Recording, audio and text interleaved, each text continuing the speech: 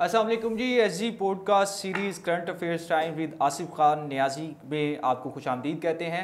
और आज की पॉडकास्ट में बड़े अहम मौज़ूआत हैं, ख़ित्ते के हवाले से भी और रीजनल भी उन्हें डिस्कस किया जाएगा। आसिफ खान नियाजी साहब, सबसे पहले तो आपका शुक्रिया सर। ये बताइएगा कि जो पाक भारत जंग के जो देखा पिछले 1-2 हफ्ते में सूरत हाल थी, दोनों मुल्कों में बड़ा तनाव देखा गया।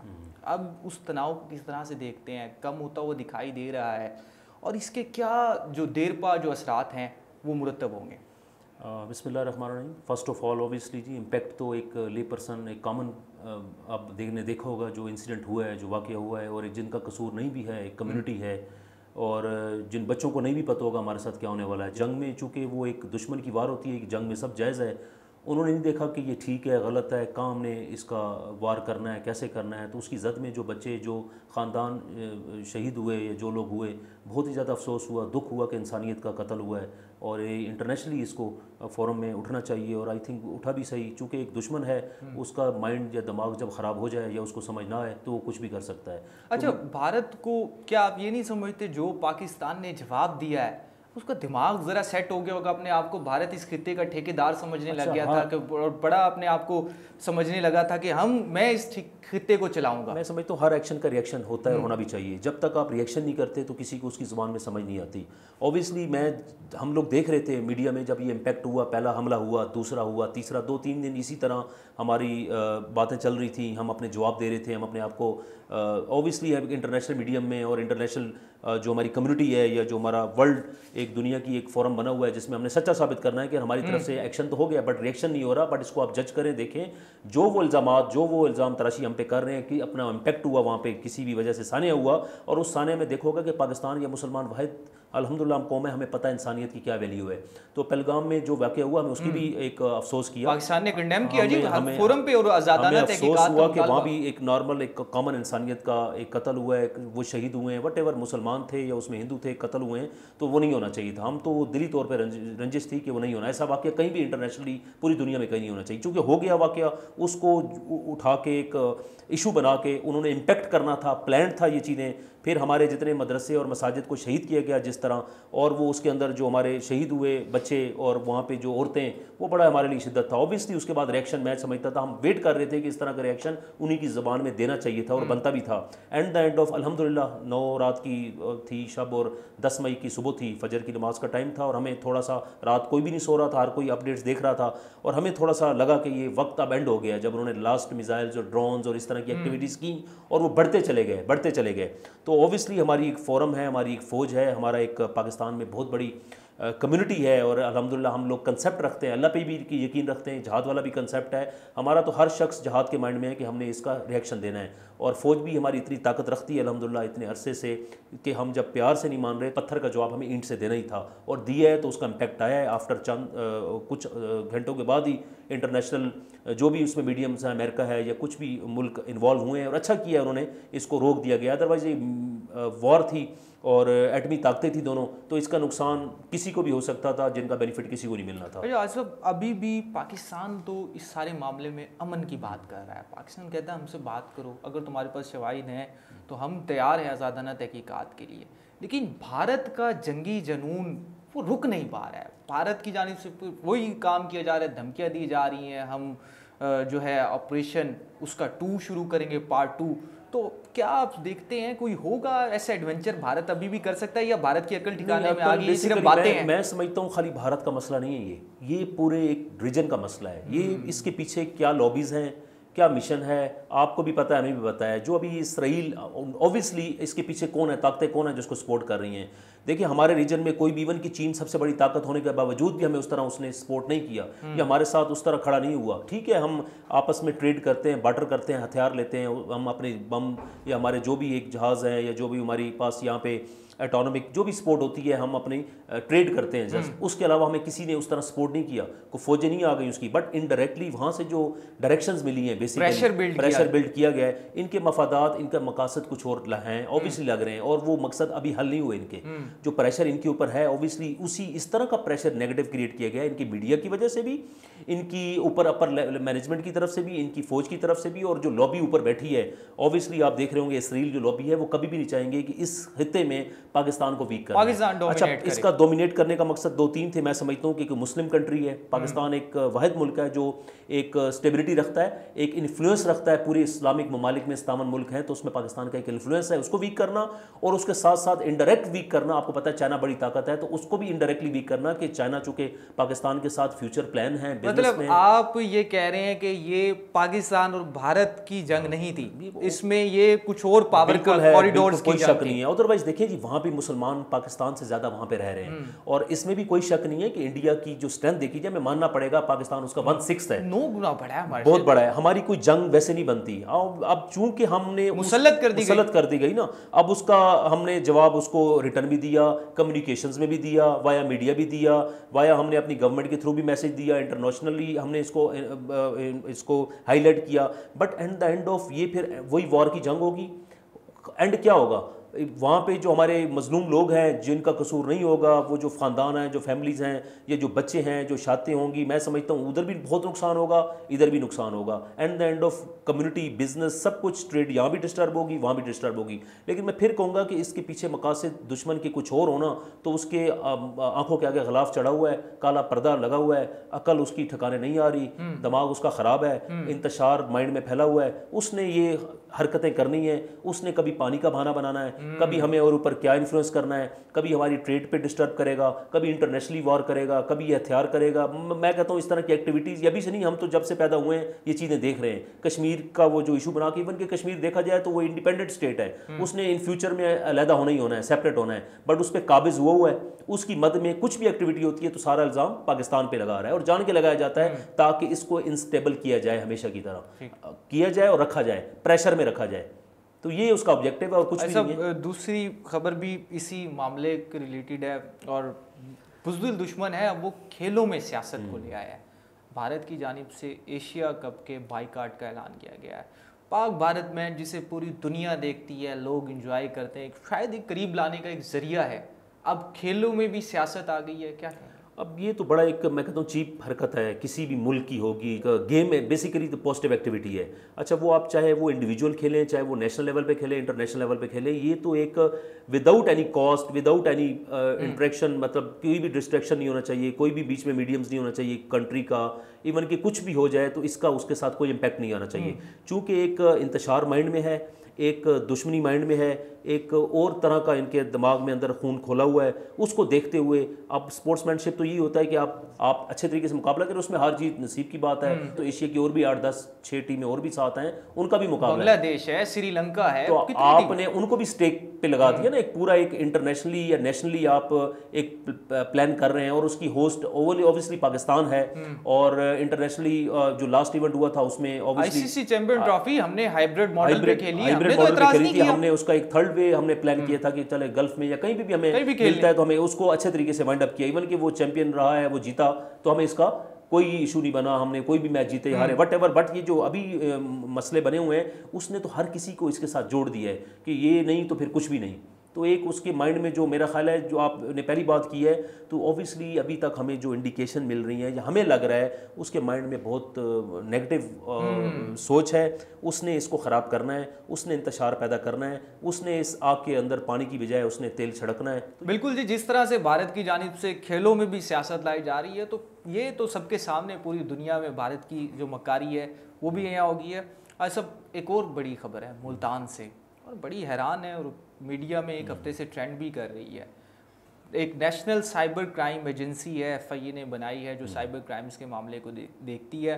उसने मुल्तान से 14 हैकर्स का एक बड़ा ग्रुप, बड़ा नेटवर्क पकड़ा है, जो पूरी दुनिया में $30 मिलियन जो है वो अब तक लोगों के अकाउंट से निकाल चुका है। ये एक बड़ी खबर है। मुल्तान में एक ऐसा ग्रो काम कर रहा था जो लोगों के एटीएम कार्ड्स को हैक करता था, उसके ज़रिए ट्रांजैक्शंस करता था, और उनको गिरफ्त में लाया गया है। उनसे जो गैजेट्स थे वो भी बरामद हुए। क्या कहेंगे?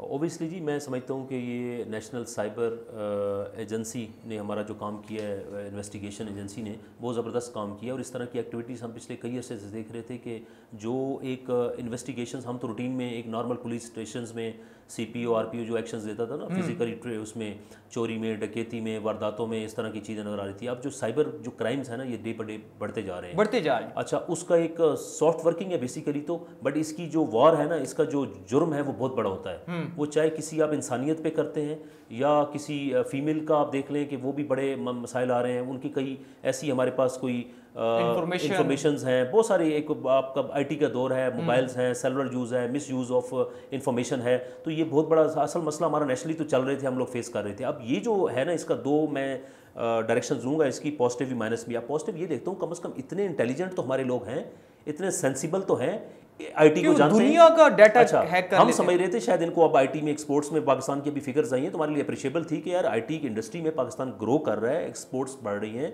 अच्छा एक ग्रोथ कर रहा है, हमारी यंगस्टर आ रही है, हमारे जो बच्चे आ रहे हैं वो पढ़ रहे हैं, आईटी को समझ रहे हैं और इंटरनेशनली हम लोग एक प्लेटफॉर्म पे हो गए आईटी की ग्रोथ के लिए। इसका मतलब है कि वेल नो है, समझ है, सब कुछ है। अब इसका दूसरा पॉइंट देख लें, पहलू देख लें, माइनस देख लें, इसकी एक्टिविटी को, इसकी जो अपॉर्चुनिटी है, जो हम स्ट्रेंथ है, उसको नेगेटिव की तरफ लेके जा रहे हैं। और वो लेके कहाँ जा रहे हैं, जब इंटरनेशनल मीडियम्स वो तो ऑलरेडी इंश्योर्ड होते हैं, एक कॉमन पर्सन भी इंश्योर्ड है, कंपनी भी इंश्योर्ड है। अब उस पर जाके उनके लिए डकैती, तो ये मसला ही कभी नहीं होता यार मुझे कोई लूट लेगा, मेरे साथ कोई डकैती कर लेगा, वो है। बट हमारी कम्युनिटी ने जाके इस तरह, आपने देखा होगा अमेजोन का भी इसी तरह का कोई केस लास्ट टाइम हुआ था जिसमें हमारे साथ पाबंदी हुई थी अमेजोन में। मियां चन्नू के केसेस, मियां चन्नू पूरा उन्होंने ब्लॉक कर दिया। मियां चन्नू का कोई भी आपको इन्फॉर्मेशन में मजीद में इजाफा करूंगा, अब उधर के किसी भी जो शिनाख्ती कार्ड का एड्रेस है उसके ऊपर अमेज़न का या कोई भी ऑनलाइन अकाउंट नहीं बन सकता। हमारा बैड इम्पैक्ट है कि यही ट्रेड बढ़ रही थी, काम बढ़ रहा था, पाकिस्तान की एक्सपोर्ट आज मैं कहता हूँ ट्वाइस होती, इस फिगर से ज़्यादा होती। बट बैड लक है, इस तरह की फिर कोई एक्टिविटी आ जाती है। असल में ना हमारा मकसद ये है, किसी भी नौजवान को ना आजकल में शॉर्ट टर्म जो रिच बनना है ना, अमीर होना है, वो लॉन्ग टर्म उसको नहीं चाहिए, उसको सालों नहीं चाहिए, उसको महीने चाहिए, उसको दिन चाहिए।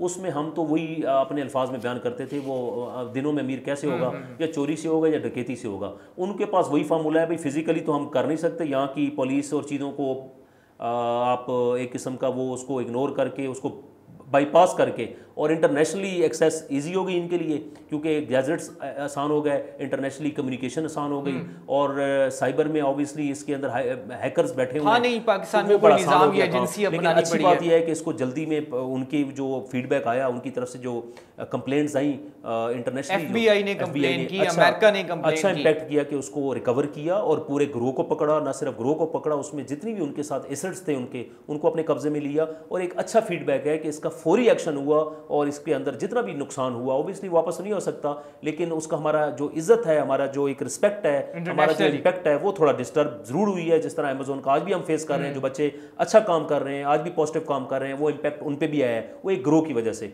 तो इस ग्रो का वजह से हमें नुकसान तो फिर होना है ऑब्वियसली। लेकिन बड़ा एक अहम पॉइंट आपने आइडेंटिफाई किया, मैं भी आपकी बात सुन रहा था, उसमें कहा है कि आपने कि ये जो शॉर्टकट का रास्ता है नौजवानों में, यूथ में, ये कहाँ से आ गया यार? हम तो प्रोग्रेस को कंटिन्यू करने वाले थे, हम मेहनत करने वाली कौम थी, कहते थे अच्छा देर सही हो जाएगा यार, कर लेंगे। लेकिन ये कौम जो नौजवान है हमारे शॉर्टकट पे चल पड़ी। असल में ये चीज़ें ना देखा देखी में जब जैसे भी हमारा साथ इम्पैक्ट है ना, वो अपने बेस को देखते हुए, अपनी औकात बेस हिस्ट्री तो इतना ज़्यादा नहीं होता था, बट इतना मीडिया है जब अपने अपर क्लास को देखते हैं ना शॉर्ट टर्म में, उनकी हिस्ट्री का तो नहीं पता होता उनको कितना टाइम लगा है, कितनी स्ट्रगल्स की हैं, कौन कौन से काम किए हैं, सालों लग जाते हैं एक इंडस्ट्री को, एक कम्युनिटी को, एक एंटरप्रेन्योर्स को के बढ़ते हुए। तो वो देखते हैं उसका करंट को, उसके पास को नहीं देखते। जब वो देखते हैं ना, उनका माइंड फिर डाइवर्ट होता है, दिमाग खराब होता है, लालच आती है, हवस आती है, हसद होता है। तो ये सारे इंतशार माइंड में होते हैं। तो इस तरह की नेगेटिव एक्टिविटीज होती हैं कि शॉर्ट टर्म प्लानिंग के साथ, चाहे किसी का बुरा हो अच्छा हो, उनके माइंड में कुछ नहीं होता, उन्होंने रिच होना है। अब उसके बाद पता लगता है कि यार ये इसका देखें जज़ा सज़ा तो है, अल्लाह की तरफ से भी है और दुनिया में भी है। अब नहीं होगा तो महीनों बाद होगा, महीनों बाद नहीं होगा तो सालों, पकड़ तो है, ये तो हमारा यकीन है। देखें गलत गलत है, वो इंटरनेशनल दुनिया के किसी कोने में करोगे तो उसकी सज़ा है, पाकिस्तान में भी करोगे तो उसकी सज़ा है। ठीक है, कुछ टाइम लग सकता है आपको, बट ये जो इम्पैक्ट है ना शॉर्ट टर्म में जल्दी गेन करने का, ये हमारे यंगस्टर को, नौजवानों को बहुत ज़्यादा ख़राब कर रहा है। एटलीस्ट सब्र, इस्तात और लॉन्ग टर्म पॉलिसी होनी चाहिए। कोई भी काम करें उसका रिजल्ट मिलेगा, बट ये पेशेंट कब आएगा इसके लिए हमें थोड़ी सी उसको नॉलेज देना होगा, थोड़ा सा पेशेंट देना होगा, थोड़ा सा कम से कम हमारे जो इस्लामिक रूल्स हैं, हमारे जो रेगुलेशंस हैं उसको बताना होगा।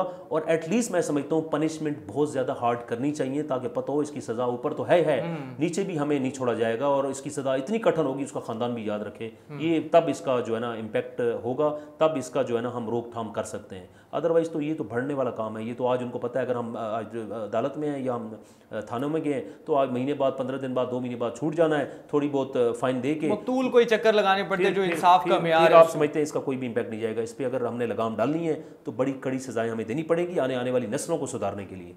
चलें जी, नेशनल साइबर क्राइम एजेंसी की इस कार्रवाई की जितनी भी तारीफ़ की जाए कम है, क्योंकि बड़ा काम किया है। अगली खबर भी मुल्तान से है और बड़े दिल गिरफ्ता होने वाली खबर है। हमने मुल्तान शहर के साथ आज सब क्या किया है, पूरे शहर को शहर ओलिया होता था, आम यहाँ की पूरी दुनिया में मशहूर हैं।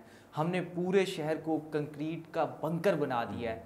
आज मुल्तान का दर्जा हरारत 47 डिग्री सेंटीग्रेड से तजावुज़ कर गया है। शदीद गर्मी है, परिंदे, नौजवान, सारे लोग जो है वो परेशान दिखाई दे रहे हैं। क्या कहेंगे इस खबर के बारे में? मैं तो समझता हूँ जितना ग्लोबली अब चेंज आ रहा है ना एनवायरनमेंट पे, पूरा इंफ्रास्ट्रक्चर चेंज हो रहा है इंटरनेशनली। अब आप देखेंगे कोई ऐसे तूफ़ान नहीं आते थे, कोई ऐसे बारिशें नहीं होती थी, कोई ऐसे सैलाब नहीं आते थे। बस अल्लाह ताला से पनाह मांगनी चाहिए हमें एज ए मुस्लिम कि हमारे ज़ाहिर ऑब्वियसली जो निज़ाम दुनिया में हो रहा है, जो ज़्यादतियाँ हो रही हैं, उसका इम्पैक्ट तो आना ही है। और ऐसी टेक्नोलॉजी का बेपहा और अनयूजुअल इजाफा हो रहा है और उसका इस्तेमाल हो रहा है, उसका कहीं ना कहीं इम्पैक्ट हमारे ऊपर भी है। मैंने बात पहले भी की थी, हर एक्शन के रिएक्शन है।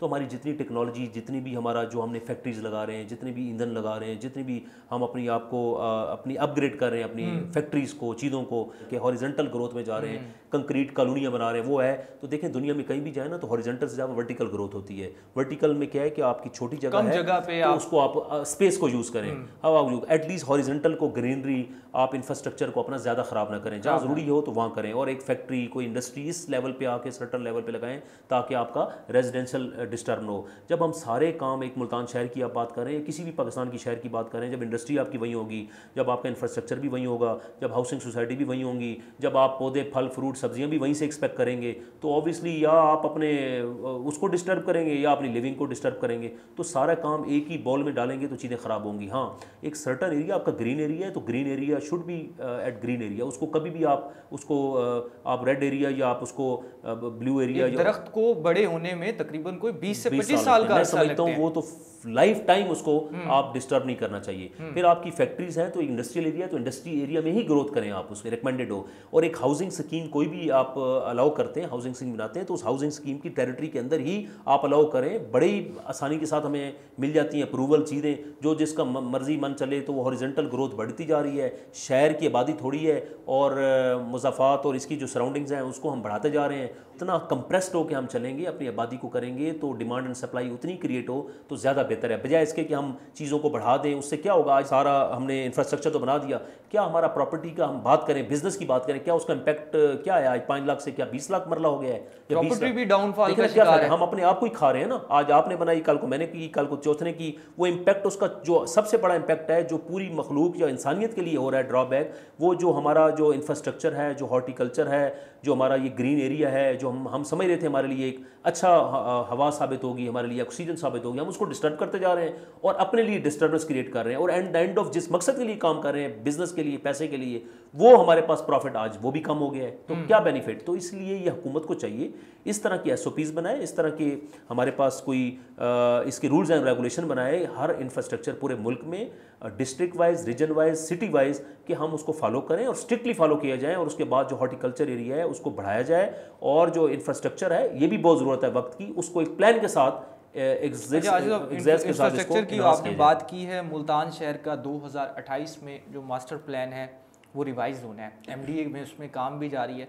कौन सी ऐसी 2 तजावीज़ देना चाहेंगे आप कि MDA उसे फॉलो करे? और ये जो माहौल के हवाले से, सर्दियों में हम स्मोक का सामना कर रहे हैं, गर्मी में हमें गर्मी मार रही है, तो इससे हम बच सके, क्या कहें? शॉर्ट टर्म तो इसका कोई प्लानिंग नहीं। हमने जो मैं समझता हूँ 70 साल में चीज़ों को हमने ख़राब किया है ना, वो अगले कोई 70 महीने में ठीक नहीं होने वाली।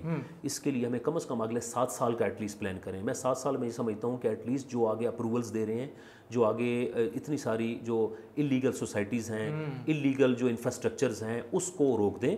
उसको SOPs दें, उसको कंप्लीट कराएं, उसको वाइंड अप करें, और जो हमारा हॉर्टिकल्चर है, जो हमारा एक PHA है, इनको सपोर्ट करें अदारों को। PHA बहुत अच्छा काम कर रहा है ऑब्वियसली PHA, लेकिन इन अदारों को सपोर्ट किया जाए, पार्क्स को एक्टिव किया जाए, और जहां पे सड़क के किनारे लेफ्ट राइट में ग्रीनरी नहीं, अगले 10 साल का प्लान करते हुए 10 ईयर्स 2035 का विजन लेते हुए अगले 10 साल में इससे 3 गुना ज़्यादा हम अपने घर से शुरू हों, गली से शुरू हों, मोहल्ले से शुरू हों, शहर में PHA भी अपना काम करें, बिजनेस कम्युनिटीज़ भी अपना काम करें, NGOs भी अपना काम करें, और हम इंडिविजुअल्स भी अपना काम करें। हम इसको बढ़ाना चाहिए। हमें पानी को भी सेव करना है, हमें अपनी ग्रीनरी को भी सेव करना है, हमें अपने ऑक्सीजन को भी सेव करना है। ये तब हो सकेगा जब अवेयरनेस होगी, जब एक रूल्स एंड रेगुलेशन होगी, जब हम चीज़ों को रोकेंगे कि उनकी वजह से हमारा ग्रीन डिस्टर्ब तो नहीं हो रहा, क्या उसकी वजह से हमारा हॉर्टिकल्चर डिस्टर्ब तो नहीं हो रहा। हमारी इंडस्ट्री को अलहदा ग्रोथ प्लान दें, हॉर्टिकल्चर को अपना एग्रीकल्चर को हम सेपरेट प्लान दें, और इसके अलावा हम ऑब्वियसली हमारा एक लिवेबल एक बड़ा शहर है, इम्पैक्ट है, कल को सुबह भी बनना है, इसमें रेजिडेंस भी बढ़नी है, कमर्शियल एक्टिविटी भी बढ़नी है। तो हम जिस सोसाइटी लीगल है, जो सोसाइटी एक अच्छा काम कर रही है, जो एक इफेक्टिव है, जो एक SOPs को फॉलो करते हुए वो आती है, तो उसको हमें सपोर्ट करना चाहिए उनको, ताकि इम्पैक्ट उस सोसाइटी में जाए, उसका रेट भी बढ़े, उसकी ग्रोथ भी हो, उसका बिजनेस भी हो, और एक अच्छी लिवेबल इन्वायरमेंट मिले किसी भी कम्युनिटी को वहाँ के। देखिए जी, ये वो तजावीज़ हैं। अगर हमने अपने शहर में रहना है और अपनी हिफाजत करनी है और अपनी ज़िंदगियों की हिफाजत करनी है, तो हमें दरख्त ज़्यादा से ज़्यादा लगाने होंगे। और जिस तरह से कहा है कि प्लान किया जाए, 7 साल प्लान हो, और मास्टर प्लान में ये चीज़ें शामिल की जाती हैं, तो हम इन तमाम चीज़ों से निजात हासिल कर सकते हैं। आज सब एक और बड़ी खबर है, आज तो आपको सारी उदासी वाली खबरें हम दे रहे हैं, लेकिन आपकी तजावीज़ बड़ी अहम है। खुदा का अजाब नाजिल ना हो तो क्या हो। हम आज भी 21वीं सदी में भी पत्थर के ज़माने में हैं। मुल्तान के साथ एक इलाका लगता है लोधरा, वहाँ पर एक बड़ा अफसोसनाक वाक़या पेश आया है। लड़की की बारात थी, लड़की वाले हाल में इंतज़ार करते रह गए, लड़के वाले बारात लेकर नहीं आए। वजह क्या बनी है जी? आप 125 जो है वो नहीं दे रहे, लड़की वालों को कहा गया है। क्या हो रहा है लोगों को? लोगों में हवस लालच बढ़ती जा रही है। इस दौर में भी ये पत्थर के ज़माने वाली बातें हो रही हैं, क्या कहेंगे? अब मैं देखें, एक लानत है हमारे, आप ऑब्वियसली हम उस दौर से इस्लामिक मुल्क हैं, मुसलमान हैं, और ऑब्वियसली हमारी बात है कि हम एक लानत तो है जहेज़, जब हमारी किसी भी काम के लिए, किसी भी नेक रिश्ते के लिए बीच में लालच आ जाए, ग्रीड आ जाए और ऑब्जेक्टिव आ जाए, तो वो रिश्ते में भी बेबरकती होगी, और ऑब्वियसली जो रिश्ते का स्टार्टअप है वो भी ख़राब होगा। तो मैं समझता हूँ बड़ी बेसिक चीज़ है कि जो जितना अफोर्डेबिलिटी कर सकता है, चाहे वो फीमेल की तरफ से, चलिए ये हम मान लेते हैं, हमारे यहाँ की सब कॉन्टिनेंट की एक रवायत है, बट ये कर लेना, मैं कहता हूँ ये तो एक एक्सट्रीम है। मैं समझता हूँ अगर इस तरह का इम्पैक्ट हुआ है ना, वो शायद उसकी अगले वाली ज़िंदगी बच गई है। मैं तो ये समझूँ इसका पॉजिटिव इम्पैक्ट देखा जाए कि एक अगर उसकी लालच किसी मर्द की तरफ से या मेल हजरात की तरफ से रिश्ते के लिए आए, और वो उसको डिमांड कर गई है फीमेल वालों की तरफ से कि या फीमेल ने इस वजह से रिश्ता उसका ठुकराया कि हमें वो डिमांड कर ली है, तो मैं समझता हूँ कि उस बच्ची की ज़िंदगी बच गई है, नंबर 1 चीज़। और दूसरा ये लानत है, इसको जो जितना अवेयर करेंगे वो है। फिर हम दूसरी तरफ देखा जाए कि लालच जो है ना, हर इंसान को एक ग्रीड है। तो हमारे यहाँ जितना हम कैटेगरीज़ हैं, लिवेबिलिटी है, एक गुर्बत है, उसमें फिर एक्सपेक्टेशन ना सबकी उतनी बढ़ती हैं। एटलीस्ट इस बहाने मेरे बच्चे की शादी होगी, चलो जिस घर से बच्ची आ रही है कुछ 4 चीज़ें वो ले आएगी। अच्छा, इसका 2 इम्पैक्ट है। क्या वो पीछे घर अगर तो वाकई अमीर है, खाते पीते हैं, वो हैं, तो उनको इतनी लालच हवस नहीं करना चाहिए। अगर उसका बरक्स ये है कि मेरे पास भी उस तरह का दरमियाने रिश्ते हैं, चलो कुछ हम आगे प्लान करते हैं, कुछ बच्ची लाएगी, तो एक मिली मुशावरत के साथ होता है, बामी एक मुशावरत के साथ, पॉजिटिविटी के साथ डील होती है, चीज़ें होती हैं। तो मैं समझता हूँ कि इस तरह की कोई भी बात है, अगर हम अब मेल की तरफ से भी इस तरह की खबर आई है कि नहीं जी इस तरह का नहीं था, इनको एक्सपेक्टेशन ये थी कि हमारा कोई रेंटल कोई अपार्टमेंट था या पता नहीं कुछ इस तरह का ज़मीन का मामला भी था, तो वो डिमांड कर रहे थे, हमने वो दिया नहीं, तो इन्होंने हम पे इल्ज़ाम लगा दिया। अच्छा, दोनों तरफ से देखना चाहिए। लालच का आंसर तो आप जिस तरह बता रहे दोनों तरफ से नजर आ रहा है। मैं समझता हूँ कि देखे ना, रिश्ता पहले जुड़ने से पहले ख़त्म हो गया ना, तो अगर खुदा ना खास्ता वो अगर रिश्ता बन भी जाता और 2, 4, 6 महीने बाद ये लालच या हवस या ऑब्जेक्टिव आ जाते, तो वो फिर डिवोर्स होना, तलाक होना इससे बड़ा गुनाह हो जाता, उसकी ज़िंदगी ख़राब हो जाती, जो चीज़ें गिव एंड टेक हुई हैं वो भी डिस्टर्ब होती, पूरे ख़ानदान ख़राब होते। तो एटलीस्ट मैं फिर समझता हूँ कि किसी भी रिश्ता जोड़ने से पहले, ताल्लुक़ जोड़ने से पहले, अब चूँकि ये माशरे का हिस्सा बन चुका है, ये हम आपको, आप मुझे अंदर से कोई एक चीज़ को नहीं जानता, अच्छी तरह जानना चाहिए, अच्छी तरह देखना चाहिए, उसकी फैमिली देखना चाहिए, बैकग्राउंड देखना चाहिए। रिश्ता जोड़ना आसान नहीं होता, पूरे ख़ानदान जोड़ते हैं। तो इस तरह का फिर वो आपको पता लग जाना चाहिए कि उसकी क्या लालच है, क्या हवस है, या क्या ख्वाहिशात हैं, या क्या ऑब्जेक्टिव है। अगर आपको अंडरस्टैंडिंग है, कुछ समझ आती है, ठीक है, नहीं तो आप पहले से ही कॉन्शियस हो जाए यार किसी के बारे में, अगले की जिंदगी खराब ना करें। एक चीज़ आपसे ये भी पूछना चाहूँगा, हुकूमती सतह पर इस चीज़ को लेकर एक लाइन नहीं क्रिएट करनी चाहिए यार, जहेज़ एक लानत है, इसको कहीं पर जो स्टैंड ले लिया जाता है कहीं पर मेरा ख्याल है ये वो है इंडिविजुअलिज्म जहाँ आ जाता है ना, जहाँ मेरा और आपका एक पर्सनल मैटर है, फिर उसमें आपके रिश्तेदार भी कई पीछे हट जाते हैं। लेट्स सपोज रियासत भी कुछ नहीं हुकूमत अब क्या करे, हुकूमत किन की चीज़ों को देखे। असल तो इस्लाम ने हमें सब कुछ बता दिया है। अगर तो हम मुसलमान हैं ना, हम पढ़े हुए हैं या नहीं हुए, तो आपको भी इस्लाम का पता है, मुझे भी पता है। अच्छा, फिर हम आपके साथ या किसी के साथ भी आपस में कोई रिश्ता, कोई दो लोग जोड़े हैं, दो ख़ानदान जोड़े हैं, उनको पता है कि यार हमने रिश्ता बचाना है, हमने चीज़ें नहीं बचानी। हाँ, जो जिसकी अफोर्डेबिलिटी है, जो जिसकी इस्तात है, खुशी से जो कर दे वो तो बेस्ट है, ठीक है। अदरवाइज इस तरह का जो लालच या हवस या ऑब्जेक्टिव आ जाते हैं किसी भी, वो मैं समझता हूँ कि बहुत दूर की बात है, ये कभी भी रिश्ते कामयाब नहीं होते। तो अल्लाह ताला इसको समझने की तौफीक अता फरमाए उन ख़ानदानों में जो भी जोड़े। और मैं समझता हूँ गुर्बत में, गरीब में जितने हालात हैं, मुल्क तो एक तरफ रह गया, ख़ानदान वाले भी बीच में नहीं आते। जब उसके माँ बाप लड़की के अपना सोचते हैं, इधर से लड़के के माँ बाप अपना सोचते हैं, और माँ बाप से हट के लड़की लड़का जिसका रिश्ता बंद रहा होता है, उनके भी कई ऑब्जेक्टिव आपस में होते हैं। वो फिर इस डेप्थ है, अब अंदर के दिल के हाल कोई नहीं जान सकता। तो ये बहुत दूर की बातें हैं। अवेयरनेस क्रिएट हो, इस्लामिक जो हमारी SOPs हैं वो सबको पता हो। हाँ, इसमें कानून की भी कुछ शराइत हों, कानून की भी कुछ ऐसी मैं कहता हूँ कि कुछ इसमें हम क्या कह सकते हैं कि इसके अंदर कुछ ऐसे हार्ड एंड फास्ट साजी की कानून साजी की, हार्ड एंड फास्ट रूल होने चाहिए, डर होना चाहिए कि यार इस फेल में होगा तो मुझे सजा मिलेगी। तो ऑब्वियसली ये चीज़ें होंगी, तो ऊपर से जब एक रूल बनेंगे, एक कानून बनेगा, तो उसका इम्पैक्ट नीचे, बट कानून कोई भी बनता है ना, हम उसका इम्पैक्ट अगर हो, उसका फॉलोअप अगर हो, या उसका इकदाम हो, तो फिर सारे कानून की वैल्यू है। अगर खुदा न खास्ता कानून तो बहुत सारे हमें भी पता है, आपको भी पता है, अगर उसका इम्पैक्ट ना हो, उसकी जज़ा सज़ा ना हो, तो फिर वो सबको पता है भाई मैंने तो खुद ही फैसला करना है, खुद ही इसका डिसीजन करना है, जो होगा देखा जाएगा। तो ये फिर जब डर नहीं है ना किसी चीज़ का, तो ये गलत इकदाम होते रहेंगे। तो मैं समझता हूँ कि बस गवर्नमेंट का अपना रोल है, फैमिलीज़ का अपना रोल है, मुआशरे का अपना रोल है, इंडिविजुअल का अपना रोल है। अगर सबको अपना अपना रोल अपने अपने गिरबान में झांक के अगर हम इसको ठीक करें, तो इस तरह की कई बीमारियाँ, मूजी बीमारियाँ और मसाइल इंसानियत के वो ठीक हो भी सकते हैं, और हमारा माशरा बेहतर हो भी सकता है। बहुत शुक्रिया आसिफ साहब आपका। और ये बड़े अहम मौज़ूआत थे जिन पर हमने बात की, और ये इनका निचोड़ यही है कि जज़ा और सज़ा जब तक माशरे में मौजूद नहीं होगा, ना आप माहौलियात के हवाले से कोई काम कर सकते हैं, ना आप घरेलू जो मसले हैं उन्हें हल कर सकते हैं, ना आप जो हमारे इंटरनेशनल मसले हैं उन्हें हल कर सकते हैं। तो इन सब के लिए तमाम चीज़ों को फॉलो करना और प्लानिंग करना बड़ा ज़रूरी है। अब तक के लिए इतना ही। नई पॉडकास्ट सीरीज़ के साथ हाजिर होंगे। मुझे इजाज़त दीजिए।